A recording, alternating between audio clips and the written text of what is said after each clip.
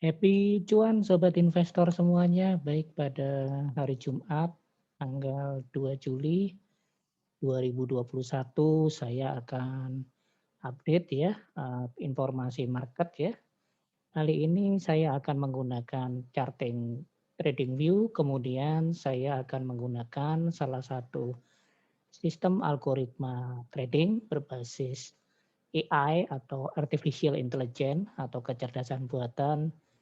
Kali ini agak sedikit berbeda ya, yang saya, akan bahas di sini adalah perbandingan antara market cryptocurrency dengan market gold. Kemudian saya akan membandingkan dengan, eee, Nasdaq ya. Jadi, saham-saham yang ada di US yang konsentrasinya, eee, khusus di saham-saham teknologi. Jadi, 3 sektor ini salah satu yang, sekarang ini menjadi alternatif, pilihan dari para investor dan para pemilik modal untuk menanamkan modalnya atau menginvestasikan uangnya pada, ketiga salah satu sektor itu. Karena 3 sektor ini adalah adalah 3 sektor yang, sangat, potensial sekali ya saat ini ya. Kenapa saya tidak membahas saham di Indonesia, karena kita tahu juga, di Indonesia sendiri saham-saham, lagi ada, mmm, rem darurat ditarik lagi ya di Indonesia ya, Presiden Jokowi menarik rem darurat lagi di beberapa wilayah ya, ada, eee, kebijakan PPKM darurat ya, kalau di Indonesia tidak full lockdown ya karena, ada banyak pertimbangan yang diambil di situ.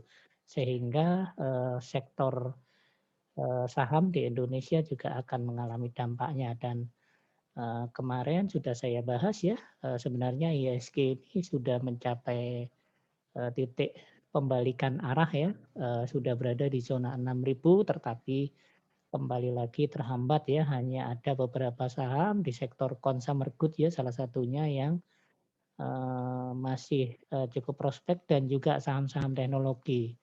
Karena IHSG kemarin sudah saya bahas, kali ini saya fokus ke 3 hal tersebut ya. Baik, saya akan share screen terlebih dahulu.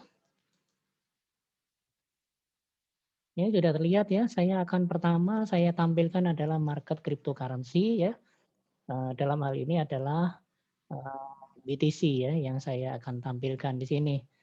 Seperti kita ketahui, BTC ini juga, sudah banyak yang investor-investor, kelas atas yang mulai melirik BTC ini ya, sehingga, kali ini BTC tidak,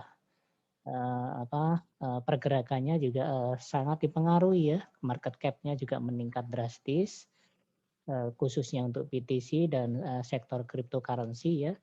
Sehingga memang, keadaan ini menjadi tidak mudah lagi untuk BTC untuk, naik terlalu kencang karena banyak, investor yang, berkepentingan di situ dan mereka punya kepentingan masing-masing. Contohnya adalah Elon Musk, kemudian ada juga, dari MicroStrategy, kemudian dari, eee, investor-investor dari negara Cina ya, yang seperti kita ketahui banyak kaum tajirnya di sana. Nah ini kemudian juga, beberapa kebijakan, beberapa bank sentral juga sudah mulai menginvestasikan salah satunya ke BTC ya, selain sektor saham, ya sektor saham dan obligasi. Nah, sekarang kita lihat pergerakan dari BTC, sekarang, BTC sudah berada di 33.407 ya, ini pasar berjalan, saya, ambil dari, pasar dari Binance ya. Binance ini juga ya seperti CZ itu juga salah satu investor Bitcoin yang cukup besar, kemudian ada Justin Sun, kemudian yang merupakan, anak murid dari Jack Ma ya, penguasa Alibaba ya yang di, Cina itu ya. Nah, sekarang kita lihat di sini, channelingnya sudah mulai ada pantulan untuk BTC ya, pantulan naik untuk BTC. dan hari ini tembus di bawah dari garis support yang saya gambarkan di sini ya. Jadi dia sudah tembus tapi masih tipis tembusnya ya. Jadi pada era pantulan kalau dari sistem algoritma trading saya candlenya masih kelompok candle merah ya, artinya berada di bawah pita-pita merah ini. Kalau berada di bawah pita-pita merah artinya masih bearish ya. Dan kita lihat di sini sinyalnya adalah sinyal sell. Tetapi kalau kita lihat di kombinasi dari indikator yang berada di bawah, saya menggunakan market Hyper-B ya, yang bisa menggambarkan divergen juga ya di sini. Tetapi ini ada divergen, minor divergen ya. Dan kalau kita lihat di sini ada dot warna hijau, ada 2 berada di bawah lembah biru ini ya, yang mulai ini menunjukkan adanya pola-pola reversal ya, tapi pola reversalnya tidak didukung oleh adanya aliran dana yang cukup besar karena di sini untuk indikator aliran dana ini hijaunya ini menjadi kuning gitu. Jadi memang ada pembagian rupanya ya, beberapa investor juga ada yang all in ataupun all out ya, hampir 90% asetnya dimasukkan ke cryptocurrency, tetapi ada juga yang didiversifikasi ya. Jadi BTC untuk time frame hariannya seperti itu. Ya, time frame hariannya dia berada di 33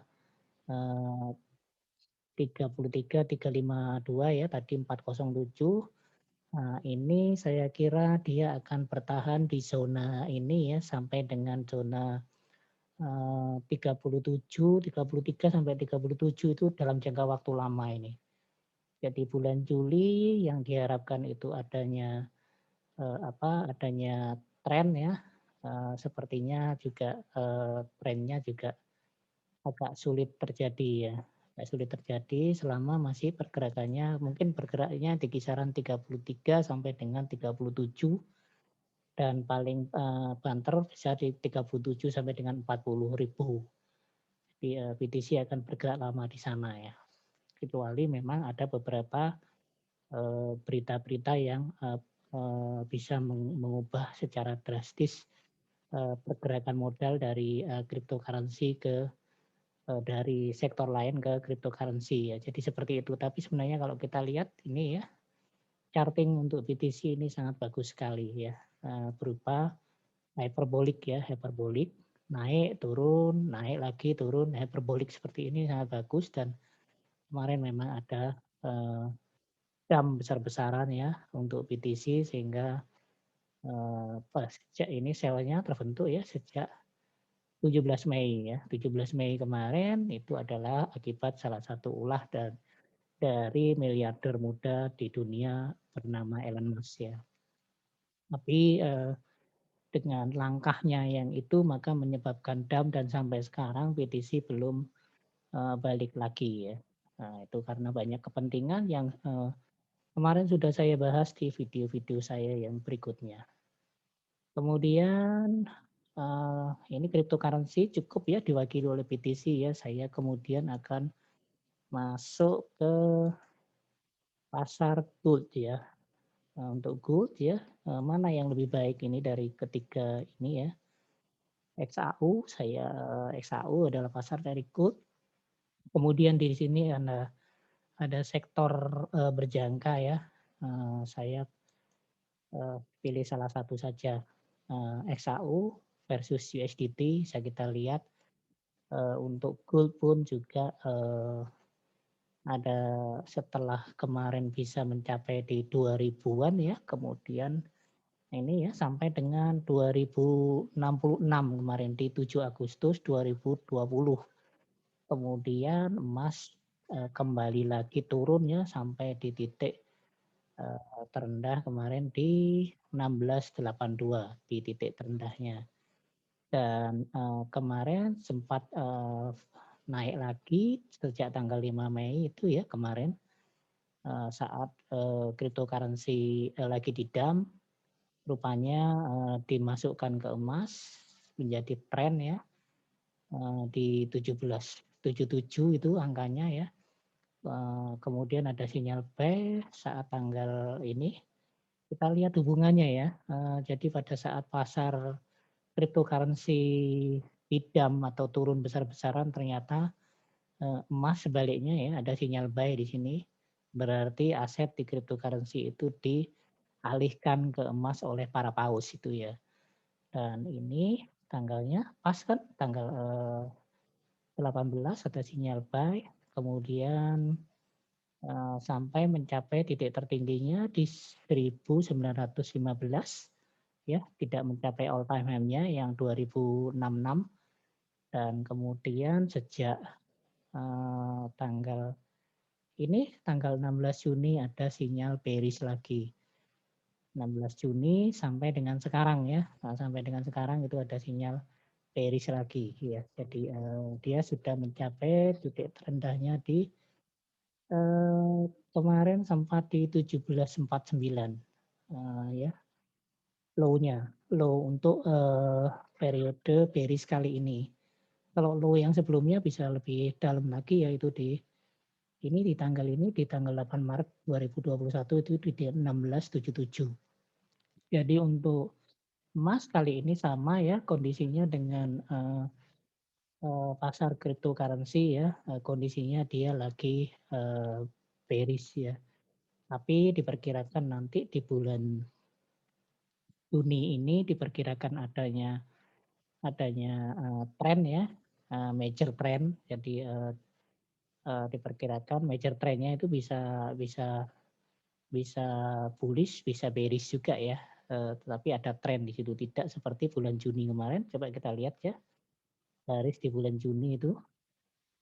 Ini di bulan Juni itu kemarin pasarnya eh, sideways ya, atau tidak terjadi tren atau ranging ya, jadi ranging sampai dengan di bulan jadi ranging kemarin ya, cenderung turun di bulan. Nah, diperkirakan pada Juli ini, sekarang masih tanggal 2 ya, dan nanti malam itu ada NFP ya, non payment roll,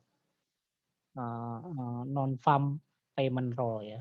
Non farm payment roll itu adalah salah satu kegiatan yang dilakukan oleh The Fed di pasar Amerika yang bisa menyebabkan pergerakan yang cukup besar pada dari eh, pasar dari gold ya. Dan gold kalau kita lihat di sini walaupun ini sudah sinyalnya masih sell ya, tetapi di sini juga ada dot warna hijau pada tentang eh, pada lembah yang berwarna biru ini. Dan kalau kita lihat ternyata untuk aliran dana untuk gold ini lebih lebih tebal ya, awannya lebih tebal hijaunya itu dibanding dengan cryptocurrency. Sehingga kita tunggu saja nanti jam 19.30 ya, itu ada NFP di Amerika dan biasanya akan menyebabkan pergerakan yang cukup tinggi dari pasar gold ya. Jadi kalau sekarang di 1799 ini adalah area area demand dari gold ya. Kalau dia bisa naik ke atas maka dia akan menuju ke area ini di atas 1800-an minimal. Di atas 1800-an ya, ini ya, itu adalah area yang akan dituju terutama di 1813-an ini. Karena ini adalah area minor demand yang berikutnya yang akan dicapai oleh gold ya, ini. Di sini ya, ini garis ini yang saya gambarkan ini adalah coba saya gambarkan garis horizontalnya ya. Di 1813 di mana di situ banyak candlestick yang mencapai area tersebut. Ya, coba saya gambarkan 1813 ya, di sekitar situ. 18.13 sampai 18.14 ya, di sekitar sini. Nah ini agak sulit ya karena terlalu tinggi. Ya, saya gambarkan di sini saja ya, di 18.14. Nah ini sekitar sini, ini juga candlestick banyak menyentuh harga ini ya. Kalau dia mantul dia akan naik ke atas, kalau turun dia akan tembus ke bawah. Nah itu, jadi area yang dituju setelah 17, sekarang 17.80 ya, 17.80 adalah di 18.13. 18.13 maka dia akan menuju ke di 1.800-an ya. 1.800 sudah ya di ini di 18.25. 18.25 kemudian menuju ke 18.78 itu. Nah, itu area-area penting yang patut kita perhatikan untuk gold. Ya. Jadi arahnya ke atas tapi tidak bisa menutup kemungkinan juga dia tiba-tiba dengan NFI dengan range yang lebar maka dia akan menuju ke bawah juga bisa mungkin terjadi ya tergantung dari data-data NFP kalau positif buat dolar maka emasnya turun, tapi kalau negatif buat dolar maka emasnya naik. Seperti itu untuk emas. Kemudian saya lihatkan Nasdaq ya kali ini bukan Nasdaq indeks Nasdaqnya yang saya tapi adalah sahamnya. Yang pertama yang saya bahas FB ya. Saya bahas saham-saham sektor teknologi yang dikenal dengan nama saham Faang ya. Yang pertama F ya adalah Facebook. Kalau kita lihat ya ini ya begitu bagusnya charting untuk FB ini ya. Ini kita lihat ya dia naik terus dari kiri ke kanan dia naik ke atas. Sehingga memang banyak dana-dana investor yang masuk ke saham-saham di Nasdaq di sektor teknologi. Indeksnya pun pergerakannya cukup volatile ya untuk Nasdaq ya. Dan kita lihat di sini ada sinyal buy sejak 30 April 2020, jadi awal-awal COVID ya. Kemudian ada sinyal sell pada saat 14 Januari kemarin, tapi tidak terlalu lama ya. Sinyal sellnya tidak terlalu lama untuk FB karena ada isu FB kemarin di ada permainan di Pilpres Amerika ya, itu sempat turun kecil tapi kemudian naik lagi dan ada sinyal buy juga setelah tanggal 1 April 2021 sampai sekarang. Jadi kalau kita lihat candlestick-nya, nah saya besarin ya, candlestick-nya itu berada di atas pita, kumpulan pita warna hijau ini. Dan candlestick-nya warnanya hijau ya. Jadi kalau fase bullish di algoritma trading saya yang berbasis AI ini, dia candlestick-nya otomatis hijau.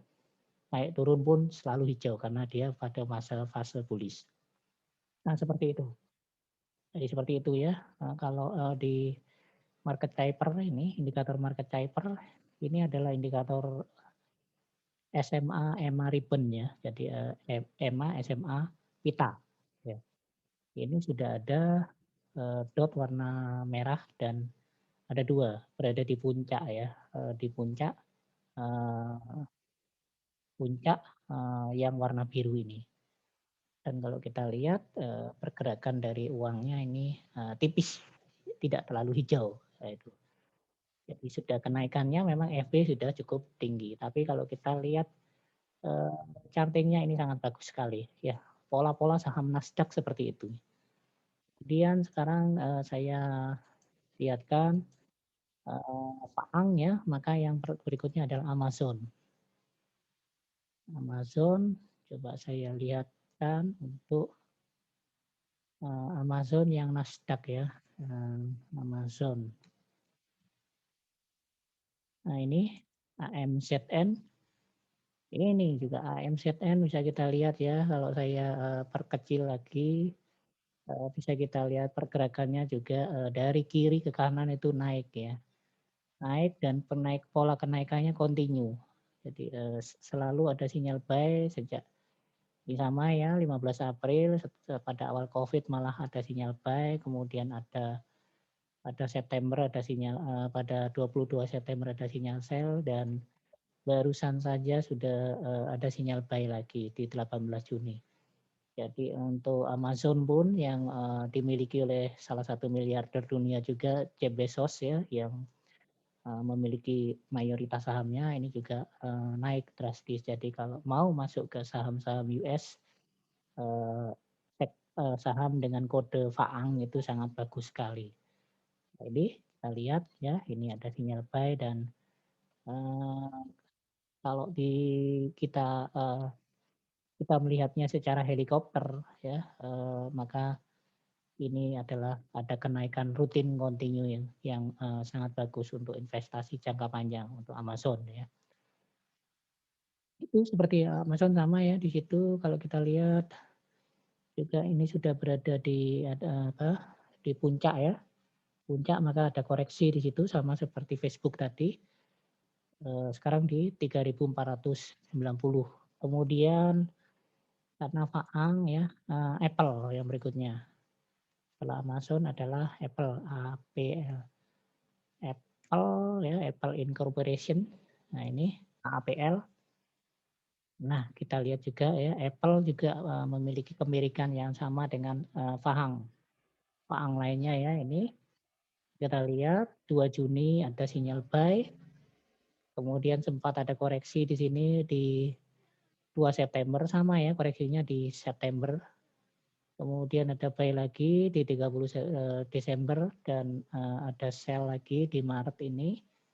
Dan belum ada sinyal buy tapi kalau kita lihat juga Apple kenaikannya continue seperti ini saham-saham seperti ini yang bagus ya dan ini juga kalau kita lihat untuk Hyper-B menunjukkan adanya dot warna hijau di puncak warna biru. Yaitu berarti sudah ada kejenuhan kenaikan ya.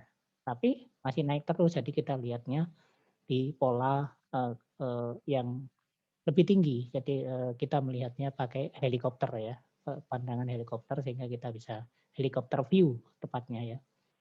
Nah, itu naik tinggi. Kemudian setelah Apple, Faang ya, N-nya Netflix. Netflix ya, coba saya lupa kodenya. Netflix. Nah ini Netflix juga masuk di Nasdaq. Kita lihat Netflix ya, Netflix juga sama. Kita lihat ya, polanya hampir sama ya. Itu ada sinyal buy sejak 8 April 2020 dan sampai sekarang belum ada sinyal sell. Walaupun ini ada koreksi sejak tanggal 21 April sampai dengan tapi ini koreksi kecil sampai dengan 24 Juni dan kemudian sudah masuk di bullish lagi. Jadi untuk Netflix juga sangat potensial untuk investasi jangka panjang di saham-saham US ya. Jika ingin berinvestasi di saham US nanti ada cek deskripsi ya di deskripsi saya akan berikan linknya bisa buka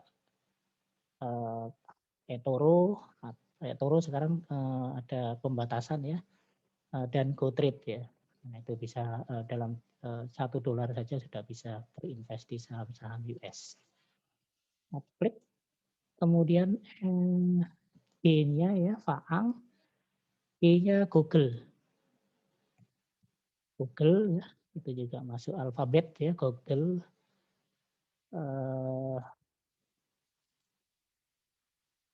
Sebentar, enggak muncul tadi muncul ya. Nah ini Alphabet Incorporation itu Google ya.